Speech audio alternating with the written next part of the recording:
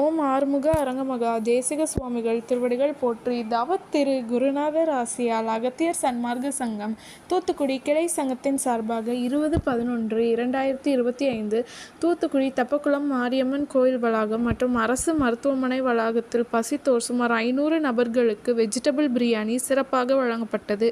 வழங்கியவர்கள் Qatar மற்றும் சென்னை தொழிலதிபர் மற்றும் இன்ஜினியர் திரு எம். பூபதி. அன்னதானத்திற்கு பொருளுதவி செய்தவர்களும் தொண்டு செய்தவர்களும் அவர்கள் குடும்பத்தாரும் எல்லா வளமும் பெற்று சிறப்புடன் வாழ வேண்டுகிறோம்.